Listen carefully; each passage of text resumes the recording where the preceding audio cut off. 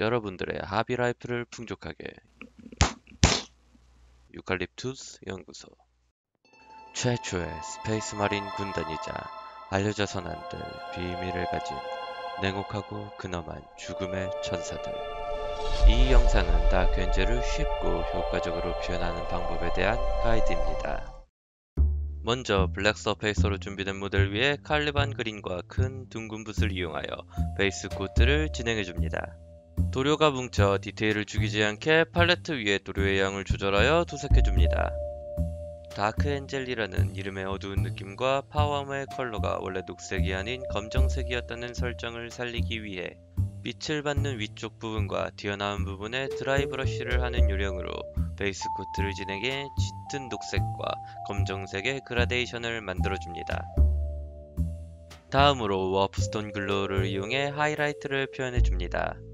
빛을 받는 부분이 더 채도가 높은 녹색으로 보이는 표현을 하기 위해 방금 진행한 칼리반 그린 베이스 코트보다 작은 범위를 워프스톤 글로우로 드라이 브러쉬하여 자연스러운 녹색의 그라데이션을 만들어줍니다. 다음은 무트 그린을 이용하여 2차 하이라이트를 표현해줍니다. 헬멧, 어깨패드, 무릎, 발목의 옆부분 등 모델의 둥근 부분의 가장 위쪽과 모델의 엣지 부분을 가볍게 스치고 지나간다는 느낌으로 아주 가볍게 무트 그린을 이용해 드라이 브러쉬를 하여 표현해줍니다. 이 과정에서 무트 그린을 이용한 드라이 브러쉬가 너무 과해질 경우 짙은 녹색의 색감이 아닌 밝은 연두색의 기괴한 색감이 나올 수 있습니다. 드라이 브러쉬를 모델에 적용하기 전 자신의 손이나 베이스 가장자리에 테스팅을 진행하여 도료의 양을 조절해 줍시다. 파워아머 표현의 마지막 단계입니다. 검은색 쉐이드인 누른 오일로 파워아머 전체에 얇게 쉐이딩을 진행하여 전체적인 톤 다운과 과도한 무트 그린의 색상을 죽여 더 짙고 무거운 느낌의 다크엔젤 파워아머를 표현하여 줍니다. 물론 쉐이드 도료를 잘 흔들어 섞어 사용하는 걸 잊으시면 안됩니다. 이렇게 무겁고 어두운 느낌의 다크엔젤 파워아머 표현이 끝났습니다. 다음으로 건메탈 컬러를 이용하여 각종 금속 디테일을 표현해봅시다. 먼저 백팩에 배기구와 리벳을 도색해줍니다.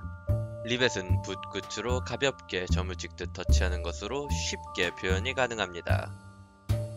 백팩의 부스터 부분을 도색할 때에는 어깨 패드에 삐져나가지 않게 조심스럽게 도색해줍니다.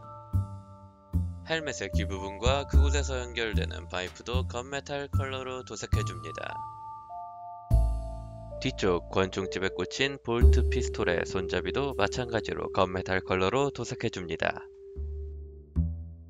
다크엔젤 헬블러스터의 무장인 플라즈마 인시너레이터의 총열, 총몸, 배터리, 개머리판도 건메탈 컬러로 도색해줍니다.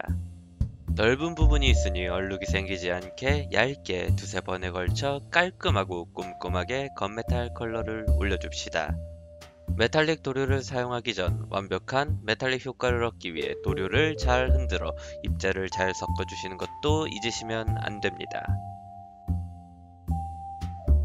건메탈 컬러로 도색 후 종혈 하부의 디테일을 발타자르 골드로 도색하여 포인트를 줍니다. 다음은 붉은색을 이용한 디테일입니다. 먼저 메피스톤 레드와 얇은 세필붓을 이용하여 헬멧의 렌즈를 도색해줍니다. 숨을 멈추고 붓끝으로 점을 찍듯이 조심스럽게 렌즈를 조금씩 채워나갑시다. 다음은 플라즈마 인시너레이터의 총열 덮개를 제외한 부분을 메피스톤 레드로 도색해줍니다. 면적이 넓은 부분은 풋자국 같은 얼룩이 생기기 쉬우니 역시나 얇게 두세 번에 걸쳐 깔끔하게 도색해줍시다. 도색할 때 파워아머 부분으로 삐져나가지 않게 주의하여 주시고 건메탈 컬러로 도색한 부분이나 총열 덮개에 삐져나왔다면 그 부위를 같은 색으로 덮어주시면 됩니다. 그리고 오른팔의 버튼도 도색해줍니다. 다음은 허리의 벨트와 파우치를 도색해봅시다. 라이녹스 하이드를 이용하여 삐져나가지 않게 주의하며 색을 올려줍니다. 영상에선 생략되었지만 라이녹스 하이드를 올린 후 파우치의 버튼 부분에 건메탈 컬러로 점을 찍듯 도색하여 디테일을 살려줍시다. 다음은 녹색이 올라간 파워머 관절부를 검정색을 이용하여 어둡게 도색해 줍시다. 다음은 녹색이 올라간 파워머 관절부를 검정색을 이용하여 어둡게 도색해 줍시다. 삐져나오지 않게 조심스럽게 도색하며 만약 실수가 있었다면 갈리반 그린을 이용해 수정을 해줍시다. 그리고 플라즈마 인시너레이터의 총열 덮개가 검정색이 아니라면 이 시점에서 검정색으로 도색을 해줍시다. 다음으로 지금까지 도색한 백팩과 헬멧의 건메탈 파트, 플라즈마 인시너레이터, 파우치와 벨트를 누른 오일을 이용하여 쉐이딩을 진행해 줍시다. 쉐이딩은 도료를 잘 흔들고 얇게 진행하여 과정에서 생길 수 있는 얼룩을 최소화해 줍시다. 다음은 파우치의 가죽 질감을 표현해 봅시다.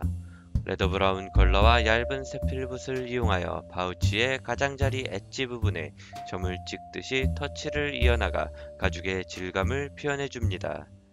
중간중간 가느다란 얇은 선을 그어주시면 더욱 가죽 질감을 살릴 수 있습니다. 다음은 가슴 위 아킬라 문양을 도색해 봅시다. 잔드리 더스트와 얇은 세필붓을 이용하여 삐져나가지 않게 숨을 멈추고 온 신경을 집중하여 조심스럽게 도색해 줍니다. 잔드리 더스트로 도색이 끝나면 다음은 세라핌 세피아를 이용해 쉐이딩을 진행해 줍니다. 아킬라 날개 부위 디테일에 음영이 들어가는 것을 확인하며 과하지 않게 도색해 줍시다.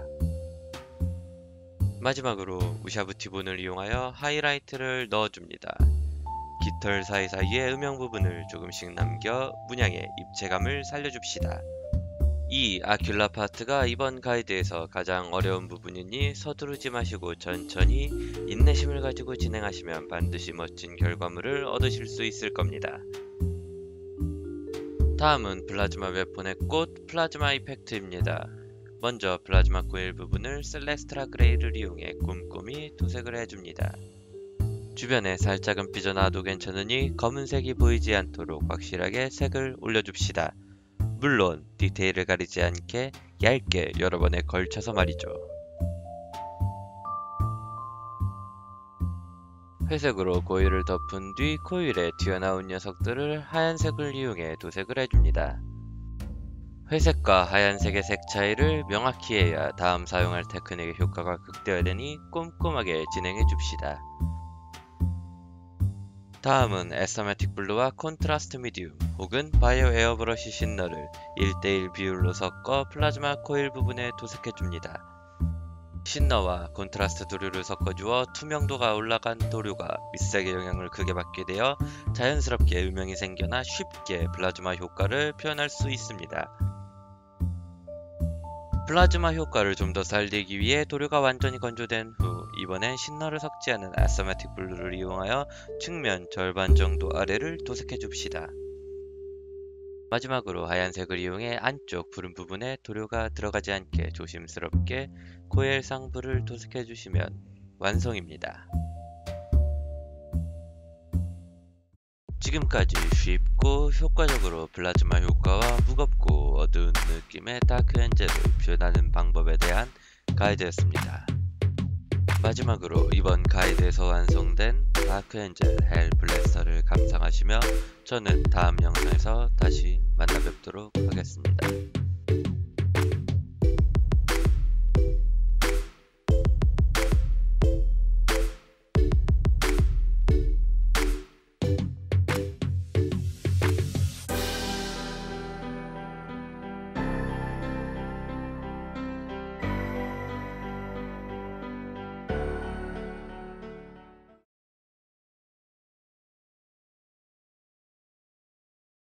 완성? 완성은 무슨?